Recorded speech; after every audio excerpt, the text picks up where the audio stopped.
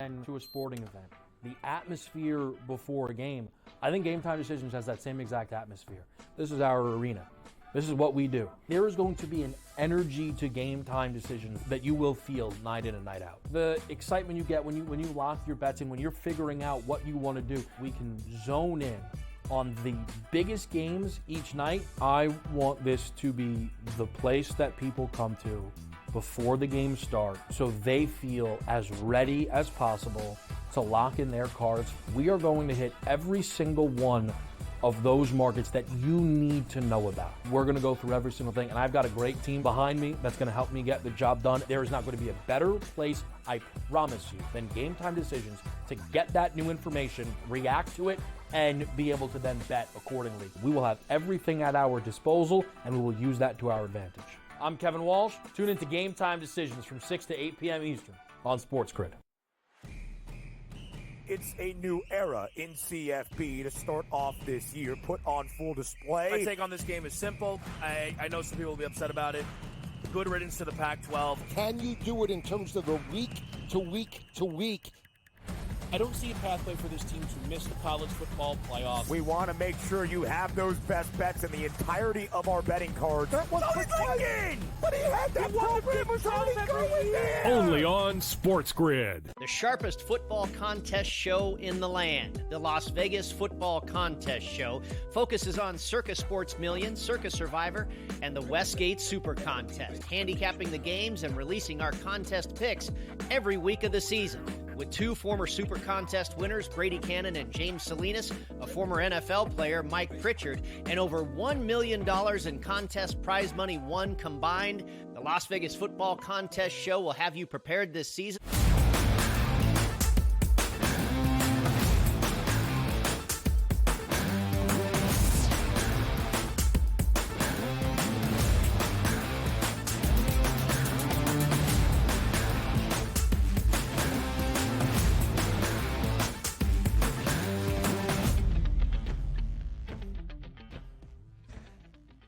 Hello and welcome to a Tuesday live right here on the early line on SportsGrid and all across the SportsGrid network. That includes sportsgrid.com/watch, where you can find your favorite destination and consume everything all across the grid. He is Joe Ranieri. I am Ben Stevens. We are here together for the next 3 hours up until 11 a.m. Eastern time. 3 hours, Joe, to react to what we saw on the Monday Night Football finale of week number 2 of this 2024 NFL season. A thriller in Philadelphia with the Falcons storming back in the final minute and a half in an utter collapse from the Birds. Those would be the home Birds, the Eagles on Monday night. Some big quarterback news around the National Football League as well. Is the number 1 overall pick from 2023, Bryce Young, done as a starter in the National Football League? We shall debate. Some early thoughts into college football in the home stretch. Less than 2 weeks remain in this 2024 MLB regular season, with the hunt for October front and center. All of that, Ranieri, over these 3 hours up until 11 a.m. Eastern. And it almost feels like, Ben, I keep looking at the calendar. I'm like, oh, is it October? No, we're in the middle of September here, Ben. We still got plenty more football and, of course, postseason baseball to come. A lot of football to come. We enter week number 4 of this 2024 college football season as well, where all eyes will be focused on Stillwater.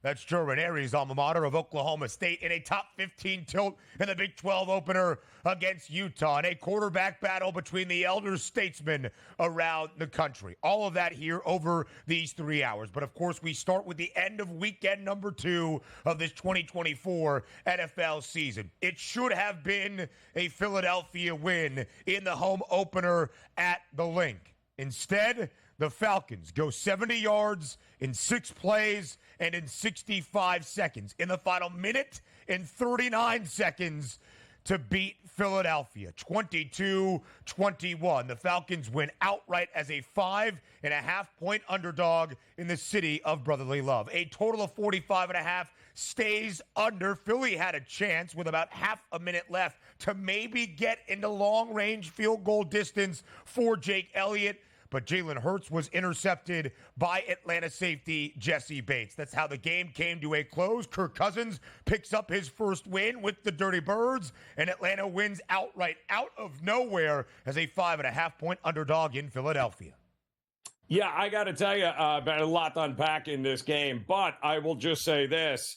If you are an Atlanta Falcon fan, the reason you went out and spent the money to go out and get him is exactly what happened last night. In no other year with any other quarterback, except you go back to the Matt Ryan days, do you win that game last night if it's not Kirk Cousins as your quarterback? That is why you went out and paid him, and it paid dividends last night. Yes, it certainly did, Joe. In 2022, his final full year in Minnesota, of course, was injured in the 8th game a season ago. He led 8 game-winning drives. 8 game-winning drives. That was the most around the National Football League. It's what Cousins did last night in Philadelphia. So here is the story of the game that we will continue to break down. Nick Sirianni and the Eagles decide to pass the football on 3rd and 3 with 1:46 left at the Atlanta 10-yard line. Saquon Barkley was open, would have moved the sticks. He dropped the football. It leads to a Jake Elliott chip shot. Philadelphia takes a 6-point lead. But because of that, time stopped. The Falcons got the ball back. And again, they drove the length of the field, 70 yards in only 6 plays, and in just 1:05 to steal a victory from the jaws of defeat in Philadelphia. Plenty more from Monday Night Football, what it means for both of these teams and their season outlooks in just a little bit. The Atlanta Falcons were the odds-on favorites, Joe, to win the NFC South before the year got started. They are now at least 1-1. Looking up, though, at the Buccaneers and the Saints, but looking well behind, that's the Carolina Panthers, who made a rather shocking decision yesterday to bench the 2023 number 1 overall selection, Bryce Young, for Carolina's Week 3 contest. The veteran Andy Dalton, the Red Rocket, will get the start. But Joe, Bryce Young, the number 1 overall pick just 2 years ago now rides the pine.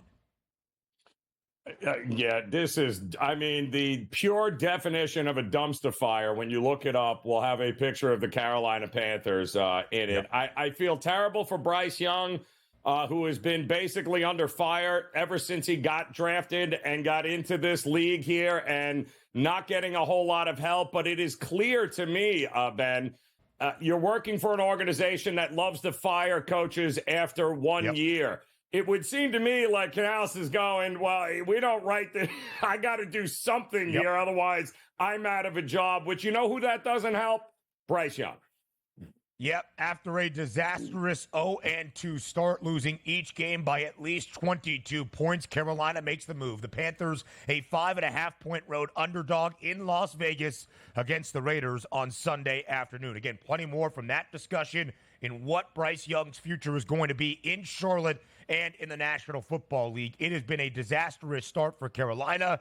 Same story from the injury perspective for the Rams. Now 0-2, blown out in the desert by the Cardinals on Sunday. And Cooper Kupp exited the game early with an ankle injury. Sean McVay telling reporters he's likely to head to injured reserve. Jonah Jackson, another offensive lineman, probably going to the IR, as well as secondary member John Johnson III. They'll join Puka Nacua and several other O-linemen. Ranieri, after 2 weeks, the Rams' IR list might already be full.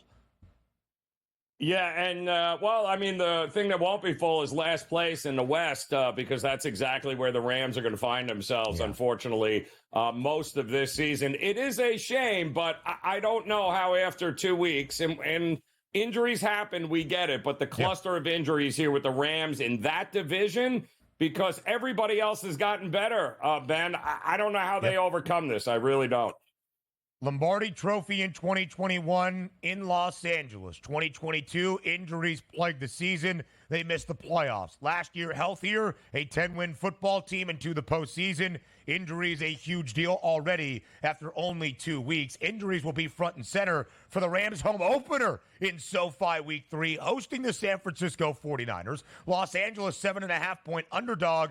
But we're not going to see Christian McCaffrey for the Niners, placed on injured reserve. And it seems Deebo Samuel might be heading there as well. A calf injury that is going to sideline him for at least the next few weeks. Yeah, you wanted extra games, man. You wanted a longer season, right? Well, get ready for more guys earlier on in the season hitting the IR and not being seen until, I don't know, what probably would have been the regular season a few years ago. Yep, that's kind of the story of the National Football League, at least at this point. You hope to avoid injury luck. Now we go to college football. A change in a starting quarterback for the reigning national champs, but not based on injury, just overwhelming poor offensive results out of Davis Warren. So as Michigan gets ready to host USC on Saturday afternoon in Ann Arbor, Alex Orji becomes the starting quarterback for the Maize and Blue. Feel free to make your Trojan and Orji jokes on your own time. I really have nothing else to add there, Ben. I think it kind of wrote itself. I think we're good to go right there. I won't add to that at all. I'll just smile. Go ahead. We'll have some stats outside of the jokes for Orgy as they get ready to host Southern Cal on Saturday. Major League Baseball recaps from a short Monday slate. The Dodgers split the series, a 4-game extended set in Atlanta with a 9-0 victory yesterday, capped off by a 3-run blast from Freddie Freeman against his former team.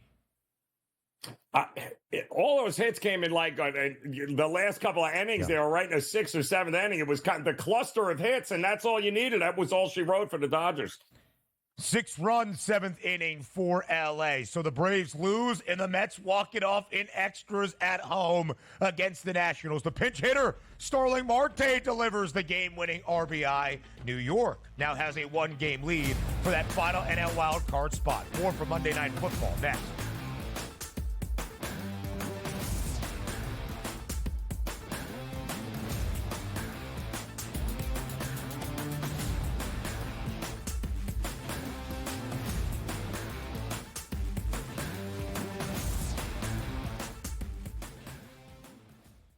Anyone that's been to a sporting event, the atmosphere before a game, I think Game Time Decisions has that same exact atmosphere. This is our arena. This is what we do. There is going to be an energy to Game Time Decisions that you will feel night in and night out. The excitement you get when you lock your bets in, when you're figuring out what you want to do, we can zone in on the biggest games each night. I want this to be the place that people come to before the games start so they feel as ready as possible to lock in their cards. We are going to hit every single one of those markets that you need to know about. We're going to go through every single thing, and I've got a great team behind me that's going to help me get the job done. There is not going to be a better place, I promise you, than Game Time Decisions to get that new information, react to it, and be able to then bet accordingly. We will have everything at our disposal, and we will use that to our advantage. I'm Kevin Walsh. Tune into Game Time Decisions from 6 to 8 p.m. Eastern on SportsGrid. It's a new era in CFB to start off this year, put on full display. My take on this game is simple. I know some people will be upset about it. Good riddance to the Pac-12. Can you do it in terms of the week to week to week?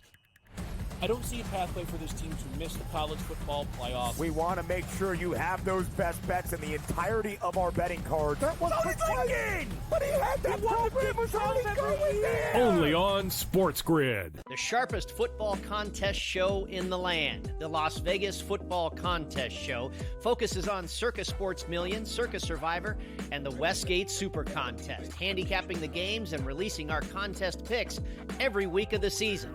With 2 former Super Contest winners, Brady Cannon and James Salinas, a former NFL player, Mike Pritchard, and over $1 million in contest prize money won combined, the Las Vegas Football Contest Show will have you prepared this season like none other.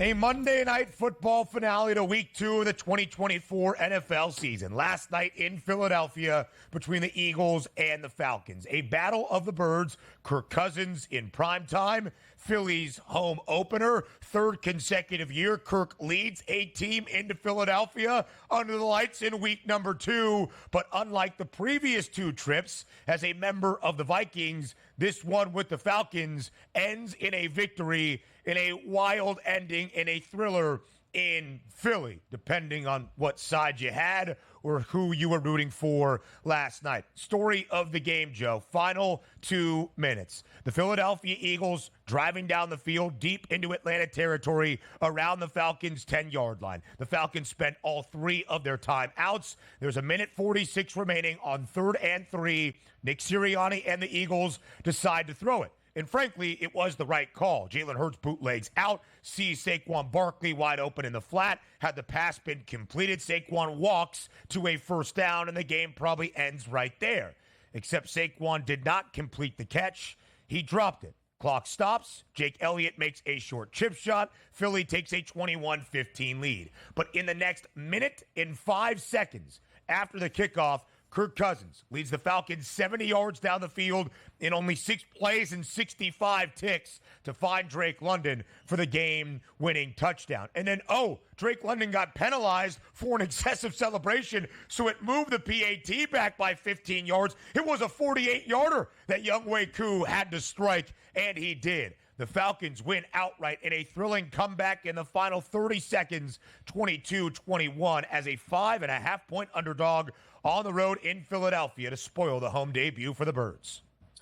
The old coulda, woulda, a lot of armchair quarterbacking in Philadelphia here this morning, Ben, with what could have been. Do you throw to Saquon, even though it was a great throw and the right call, but he dropped it? And, of course, do you not hand the ball off there and run out the clock? The odds, the percentages all say you just keep that clock rolling.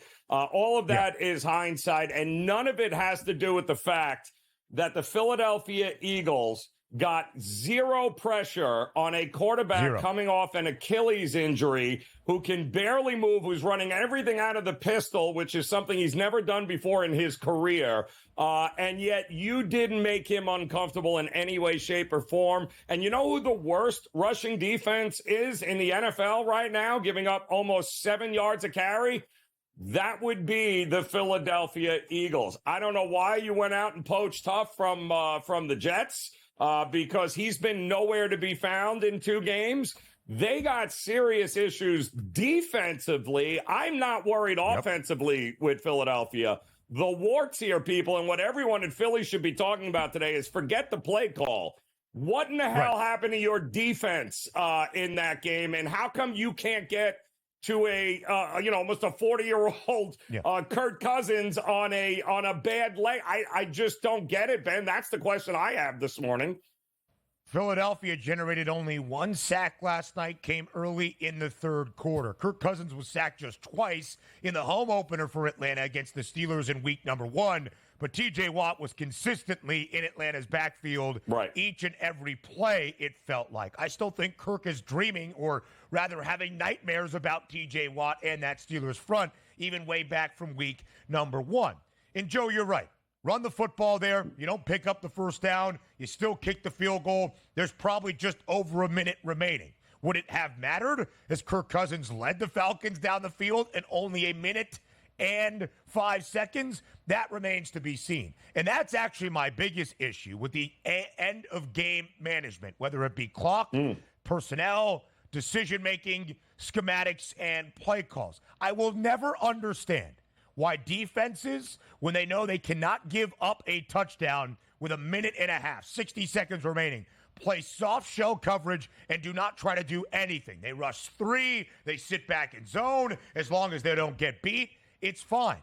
We have seen that time and again. Stick to what you do. I thought Vic Fangio, one of the brightest defensive minds in the sport, would do that. Darnell Mooney was wide open on every single play down the left sideline. They even mentioned it on the Manning cast as Peyton Eli and former Falcons quarterback Matt Ryan are watching Kirk just dice up that Philadelphia secondary. Kirk Cousins in primetime finished with 249 yards, well over his pregame passing yards prop of 224 and a hook. 70 of those 249 came virtually uncontested on that final drive in only 6 plays and in just 65 seconds of game clock. They were talking about it on the broadcast, how easy it was. They were running the same play. It's all Kirk knows, and now just his second game in a Falcons uniform. So many disastrous decisions by Philadelphia at the end. And for a team that collapsed last year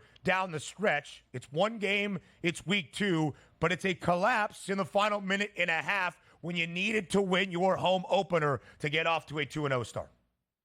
That was at home in that spot. There is zero reason why they should not have won that game, won it easily without a sweat. And even with that final drive, inexcusable to allow Cousins to go 5 or 6 for 70 yards in just about a minute there. And that was all she wrote for you. You kind of had a feeling at that point, Ben, that, yeah, they're done here, folks. But great for those that had Atlanta at plus 5.5 or plus 6 because it appears the entire world then was on the public big time on the Eagles. They had to be throwing up watching that take place, especially those with the Eagles in survivor pools there, Ben. Ouch. Yes, ouch. Certainly so, Joe. 5.5-point spread. The Falcons win outright. We saw a ton of hefty underdogs win outright in week number 2. The 3 big ones in the early window, everybody getting 6.5 in those 3 outright victories, the Saints, the Bucks, and of course the Raiders over the Ravens.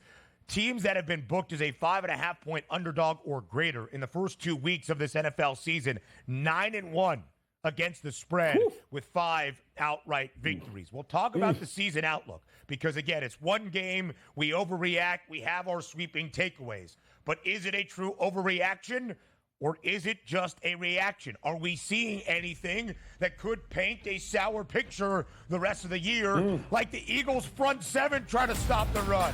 We'll talk about it up next here on the Early Line.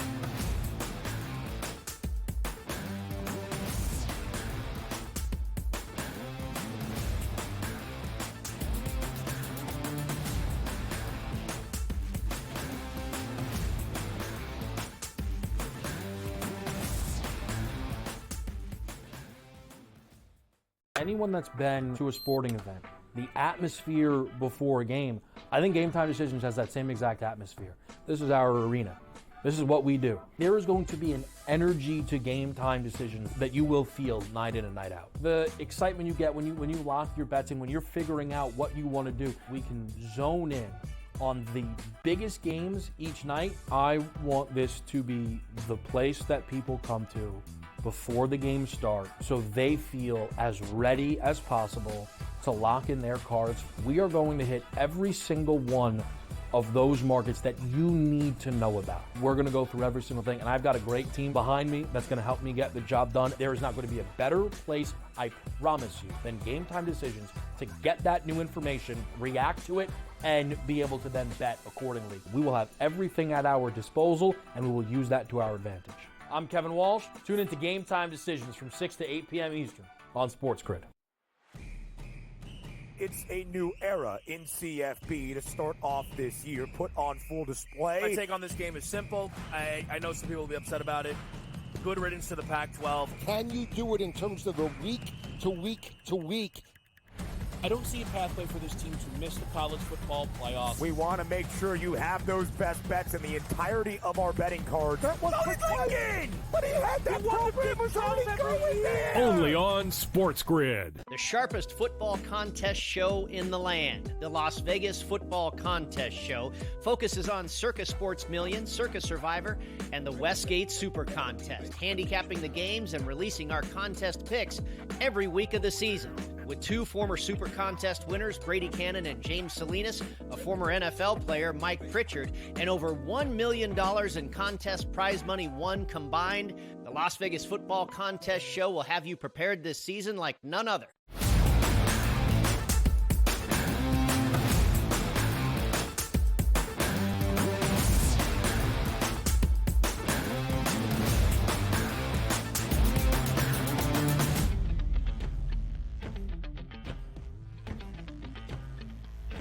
So in our takeaways from Monday Night Football, to finish out week number 2, are there any glaring issues that we think will plague either organization, Atlanta or Philadelphia, for the remainder of 2024? Let's start with the Falcons from a positive perspective, Joe.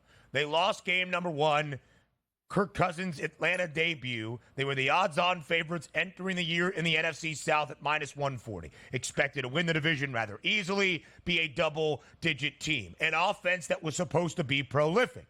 Then the 36-year-old quarterback in his first year with a new team coming off a torn Achilles did not look good week one. The offense put up 10 points against the Steelers. They lost outright at home as a 4.5-point favorite. And they were booked as a 5.5-point favorite on the road against an Eagles team that had the second best price entering last night to win the NFC. It seemed as though the Falcons were about to start in a winless hole, 0-2, where the Saints and the Bucs had surprised some and looked highly impressive in the opening 2 weekends, starting 2-0. And then the final minute and 30 seconds of the game happened. Atlanta comes from behind to steal a victory on the road in Philadelphia. How has your vantage point then, Joe, changed for the Falcons after only one night in Philly? So I got to say, they signed Cousins and Mooney in free agency, and that was kind of their big moves, right, to kind of take this offense to a different level. Well, we all know under Arthur Smith, they wanted to be a run-first offense. The problem was once you took the run away from them, they had no quarterback. They had nothing else to lean back on. When you look at how they ran that offense last night, that is the Atlanta Falcons. That's exactly what they have been trying to do for the last 3 years. They rushed for 152 yards.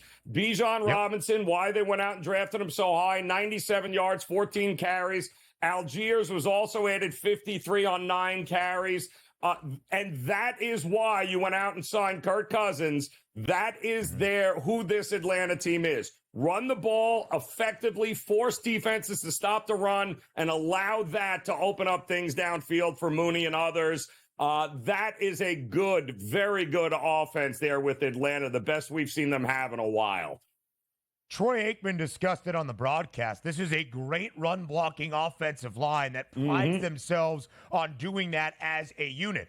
They were just trailing from the very start against a stout Steelers team in week one. Never really got the opportunity to put that on display. And you're right with Bijan Robinson. 122 scrimmage yards yesterday, 14 carries for 97 yards, well over his rushing plus receiving yards prop of 102 and a hook. Same story for Saquon Barkley, who had a $116 in terms of his scrimmage yards as well, 95 on the ground, 21 through the receiving game as well, but the costly drop on that final offensive possession for Philadelphia will stick in the craw. He should have had a touchdown, was just down inches prior to the goal line, so the tush-push allowed Jalen Hurts to find the end zone. Hurts 85 yards on the ground.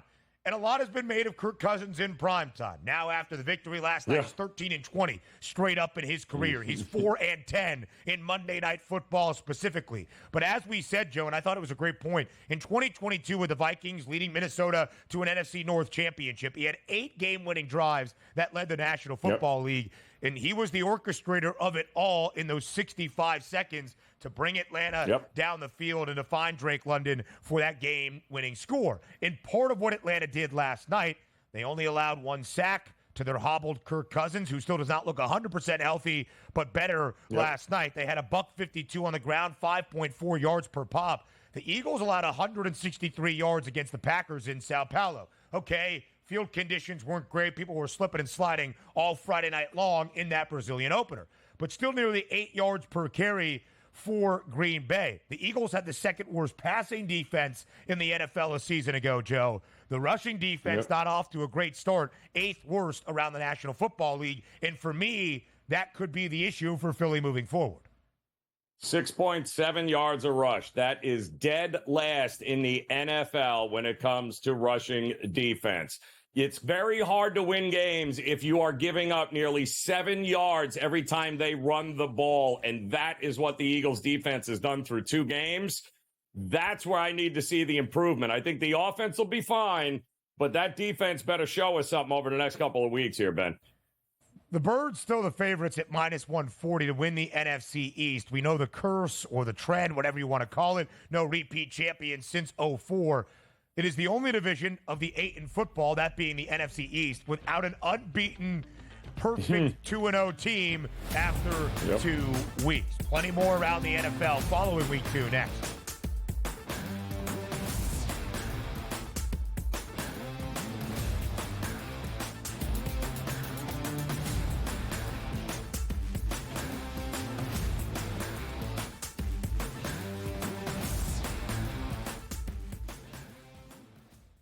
Anyone that's been to a sporting event, the atmosphere before a game, I think Game Time Decisions has that same exact atmosphere. This is our arena. This is what we do. There is going to be an energy to Game Time Decisions that you will feel night in and night out. The excitement you get when you lock your bets in, when you're figuring out what you want to do, we can zone in on the biggest games each night. I want this to be the place that people come to before the games start so they feel as ready as possible to lock in their cards. We are going to hit every single one of those markets that you need to know about. We're going to go through every single thing, and I've got a great team behind me that's going to help me get the job done. There is not going to be a better place, I promise you, than Game Time Decisions to get that new information, react to it, and be able to then bet accordingly. We will have everything at our disposal, and we will use that to our advantage. I'm Kevin Walsh. Tune into Game Time Decisions from 6 to 8 p.m. Eastern on SportsGrid. It's a new era in CFB to start off this year, put on full display. My take on this game is simple. I know some people will be upset about it. Good riddance to the Pac-12. Can you do it in terms of a week to week to week? I don't see a pathway for this team to miss the college football playoff. We want to make sure you have those best bets in the entirety of our betting cards. That was thinking! But he had that program was already going there! Only on SportsGrid. The sharpest football contest show in the land, the Las Vegas Football Contest Show, focuses on Circa Sports Million, Circa Survivor, and the Westgate Super Contest, handicapping the games and releasing our contest picks every week of the season. With 2 former Super Contest winners, Brady Cannon and James Salinas, a former NFL player, Mike Pritchard, and over $1 million in contest prize money won combined, the Las Vegas Football Contest Show will have you prepared this season like none other.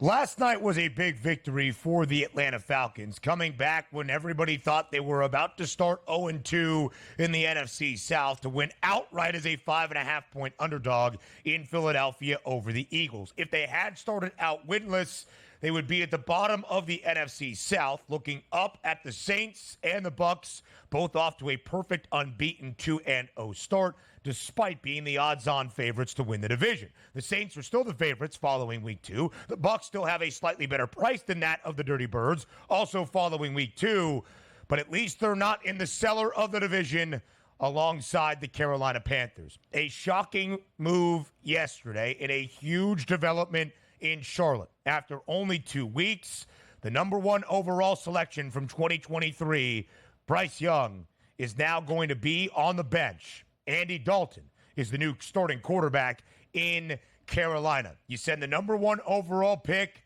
to the bench, and you elevate the veteran Dalton to become your starting quarterback. The Panthers, a 5.5-point road underdog in Las Vegas for week number 3. A disastrous, winless 0-2 start for Carolina, Joe, after being the worst team in the National Football League a season ago at 2-15. What was your reaction to Dave Canales' decision to bench Bryce Young yesterday? Am I shocked that they did it? No. Am I shocked maybe they did it after 2 games? From the outside looking in, Ben, it may seem like, what are you guys doing here? Isn't this your franchise quarterback? Aren't you, ride or die with him? When you look at it, Ben, through 2 starts this year, Bryce Young is the one quarterback that has faced the least amount of pressure of any starting quarterback in the NFL. Yep. And yet he's only thrown for 84 yards on 26 pass attempts. And when I tell you most of those pass attempts weren't even close, there is clearly something broken here. And I think if the coach legit thinks that the best thing for this guy to do is kind of sit down because he's obviously in his own head at this point, Ben. I mean, he's been it since he got into the league. He has been the most scrutinized top draft pick that we've seen in a very, very long time. You know, mentally, it's got to take its toll. And I think if Canales figures the best thing that can happen is let the vet get in here, get some snaps, let him take the pressure off and kind of regroup, and we'll take it from there. They're not planning on winning a Super Bowl. That was never what was in the cards. But if you're going to lose him mentally, then you got to get him off the field, Ben. You're not going to help this kid if you keep him out there the way you've been doing it.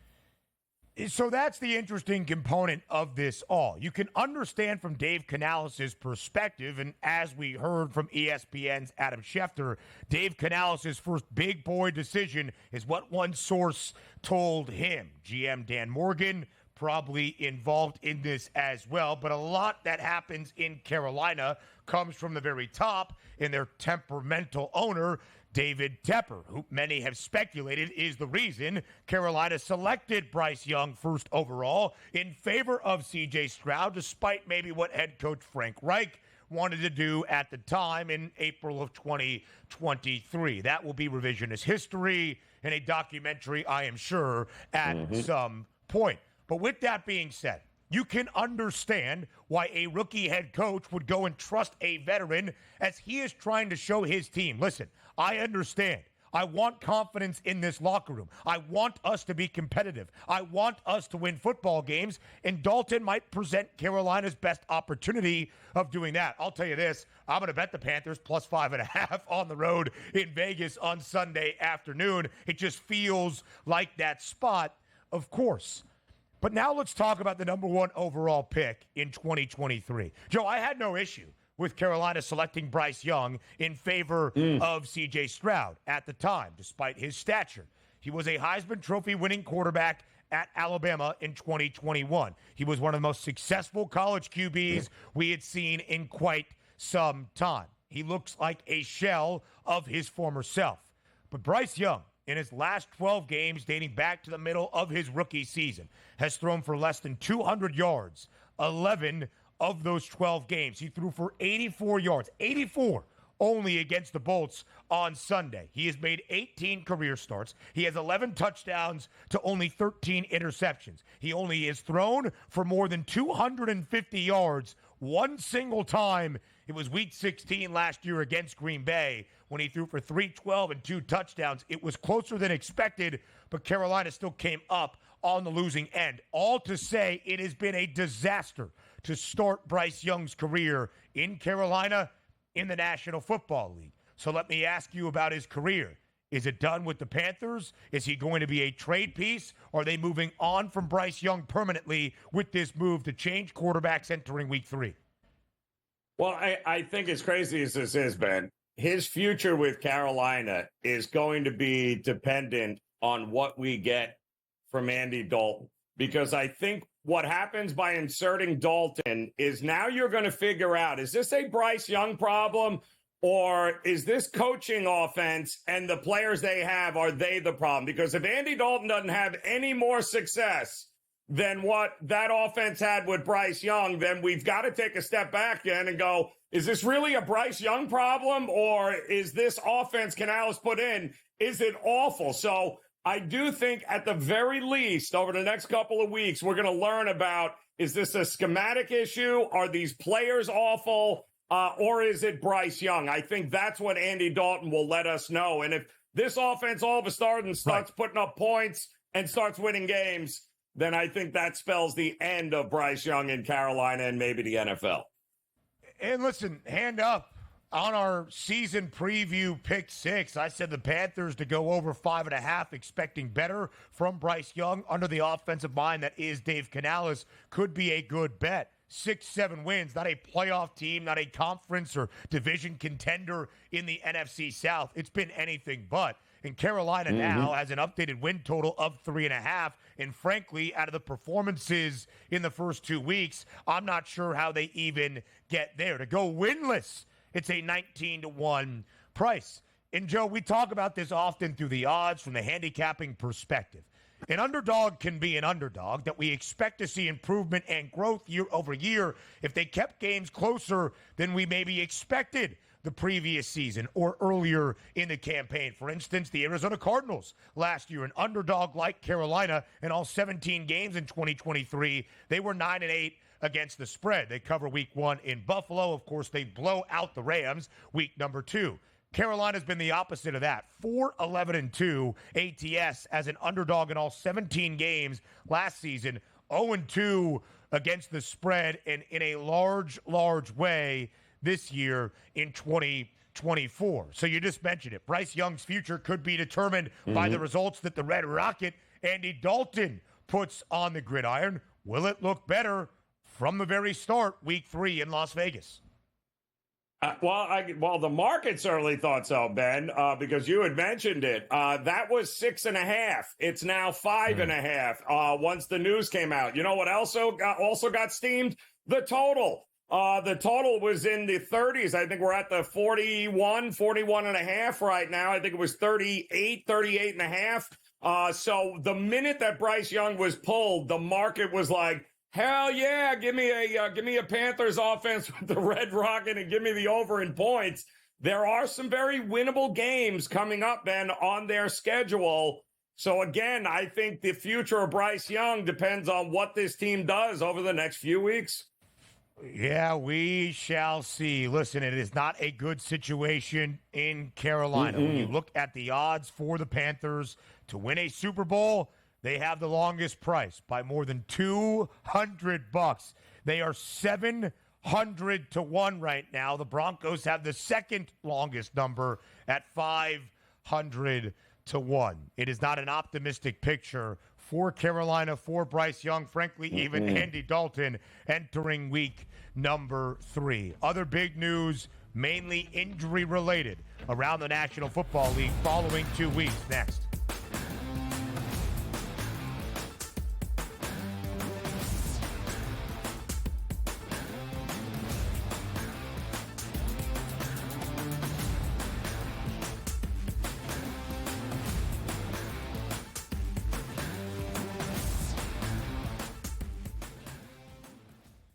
Anyone that's been to a sporting event, the atmosphere before a game, I think Game Time Decisions has that same exact atmosphere. This is our arena. This is what we do. There is going to be an energy to Game Time Decisions that you will feel night in and night out. The excitement you get when you lock your bets in, when you're figuring out what you want to do, we can zone in on the biggest games each night. I want this to be the place that people come to before the games start so they feel as ready as possible to lock in their cards. We are going to hit every single one of those markets that you need to know about. We're going to go through every single thing, and I've got a great team behind me that's going to help me get the job done. There is not going to be a better place, I promise you, than Game Time Decisions to get that new information, react to it, and be able to then bet accordingly. We will have everything at our disposal, and we will use that to our advantage. I'm Kevin Walsh. Tune into Game Time Decisions from 6 to 8 p.m. Eastern on SportsGrid. It's a new era in CFB to start off this year, put on full display. My take on this game is simple. I know some people will be upset about it. Good riddance to the Pac-12. Can you do it in terms of the week to week? I don't see a pathway for this team to miss the college football playoff. We want to make sure you have those best bets in the entirety of our betting cards. That was thinking! But he had that program was already going there! Only on SportsGrid. The sharpest football contest show in the land, the Las Vegas Football Contest Show, focuses on Circa Sports Million, Circa Survivor, and the Westgate Super Contest, handicapping the games and releasing our contest picks every week of the season. With 2 former Super Contest winners, Brady Cannon and James Salinas, a former NFL player, Mike Pritchard, and over $1 million in contest prize money won combined, the Las Vegas Football Contest Show will have you prepared this season like none other.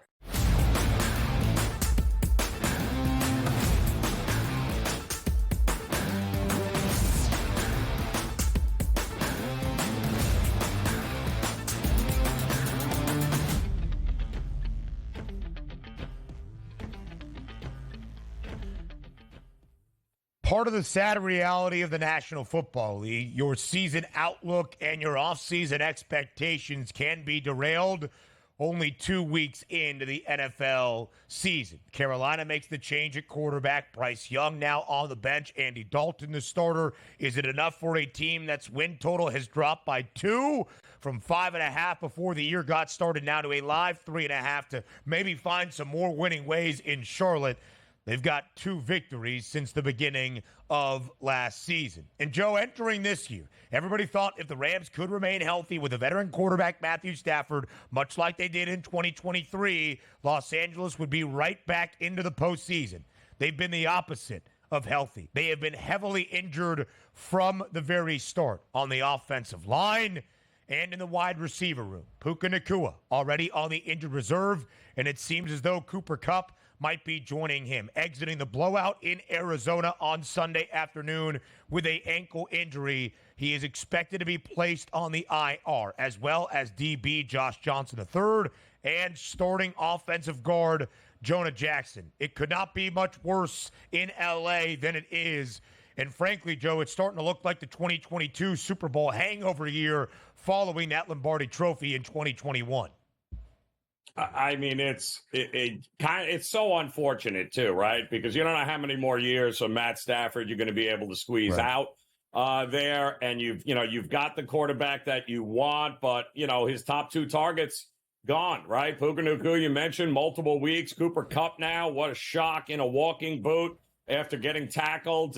We thought they'd be able to weather the Nacua injury because they had Cooper Kupp, and now they don't have either.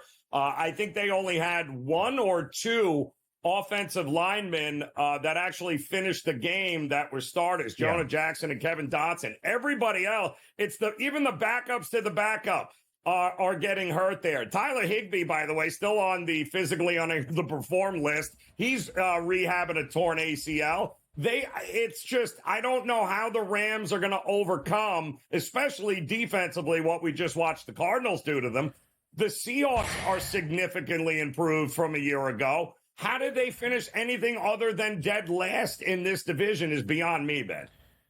It's really difficult, Joe. You mentioned the offensive line injuries. Rob Havenstein, starting right tackle, hasn't played this year. On the other side, Joe Noteboom started the game against Detroit, did not play last week, maybe is on his way back, but it's disastrous. Again, a 5-12 record in 2022. Matthew Stafford, the main injury. Cooper Kupp on injured reserve. Aaron Donald was even banged up through most of that year as well. Aaron Donald is no longer there. The Rams have the 3rd worst rushing defense in the NFL at this point. They've been getting it handed to them in their first 2 games. And it was supposed to be, hey, at least a home opener, against the San Francisco 49ers on Sunday, but still a home opener inside SoFi Stadium for the first time this year. Does not look overly optimistic. We'll talk about that game and the injuries that are front and center in the main narrative entering Sunday afternoon in the city of Angels. But, Joe, in 2022, with all of the injuries, we saw Baker Mayfield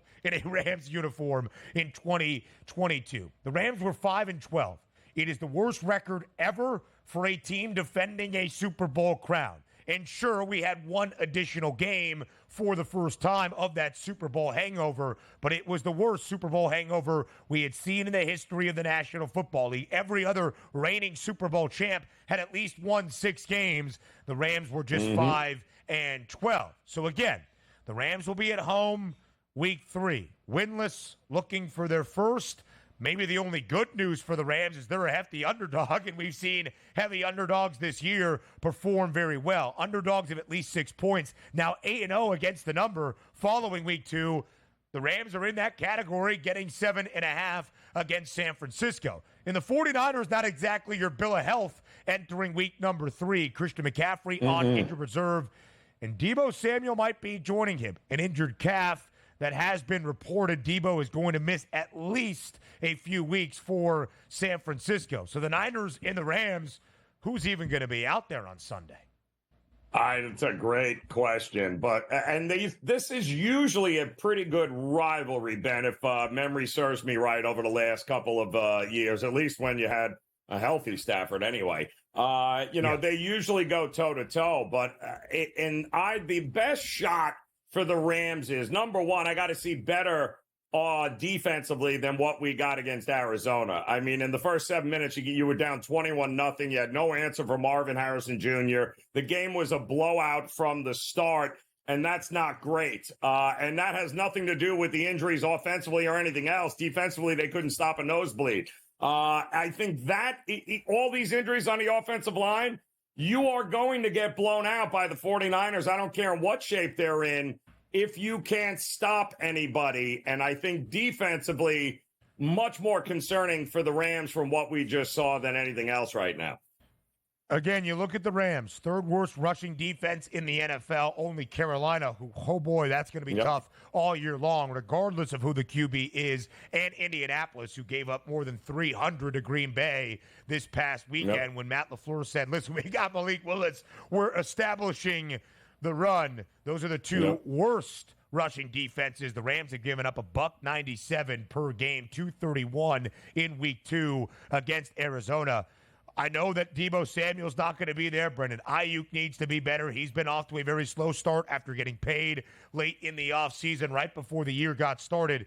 Give me Jordan Morris when the rushing yards props come out for that Sunday afternoon contest. Of course, Miami dealing with some quarterback concerns, the health of Tua Tagovailoa, Skylar Thompson, who has made at least a couple of starts in his NFL career. So the Dolphins are signing former Pro Bowl.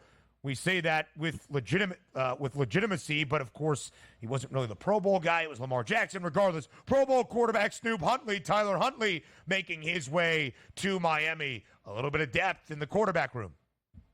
Yeah, can you hear that? The parade outside, Ben, down by me. You hear? I mean, they are celebrating in the streets of no, actually, nobody's celebrating. Yeah. Nobody cares. It's going to be a long season for the Miami Dolphins. Listen, I don't know about Snoop Huntley and Mike McDaniel's offensive system. It's not exactly the same offensive system that he was good at in Baltimore. Plenty more on the early line. Coming your way next.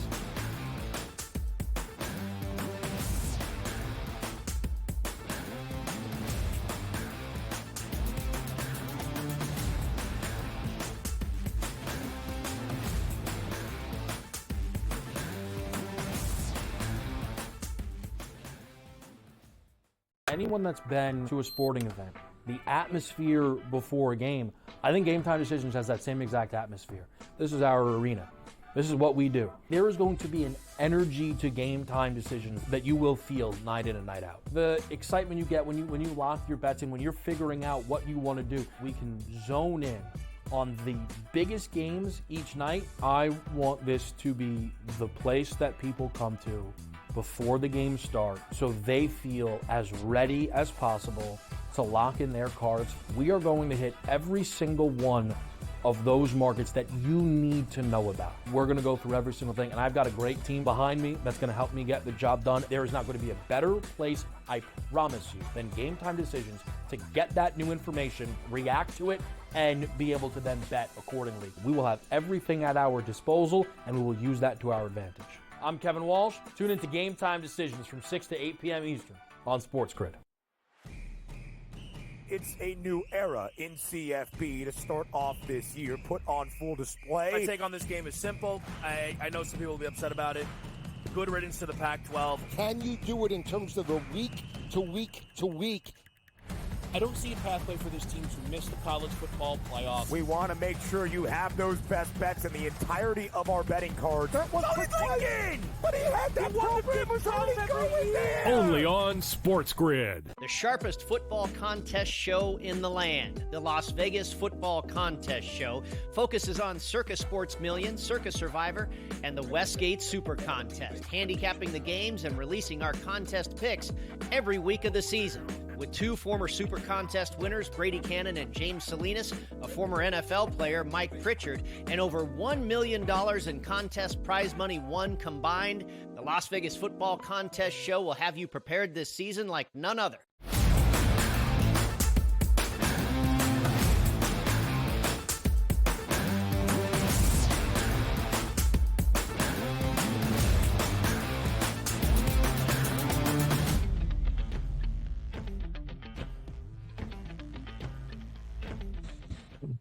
From the National Football League now to college football. Quarterback news, injury news, that's front and center always following a week in the NFL. Same story in Ann Arbor following week 3 of the 2024 college football season. For the reigning national champs, the Michigan Wolverines. It has been not exactly a picture-perfect start, Joe, for the reigning champs this year. We're at the quarterback spot. They got drubbed by Texas at home. They are 0-3 against the spread in non-conference games, despite a 2-1 straight-up record. So Sharon Moore, in his debut year as the head man of the Maize and Blue, makes a change at the quarterback spot.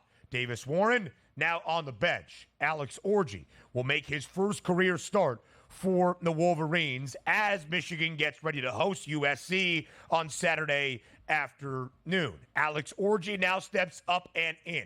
Joe, throughout fall camp, there was a quarterback competition between Orji, Warren. They were hoping the veteran, the Indiana transfer from San Diego, Jack Tuttle. But he is really still dealing with a shoulder injury, did not really factor into the quarterback race. So now Alex Orji, who is described more as an athlete, run-first quarterback as opposed to your pure passer, takes the reins. Here's what I will say for Michigan against USC. They are going to run the football. Orji played in 3 possessions last week against Arkansas State.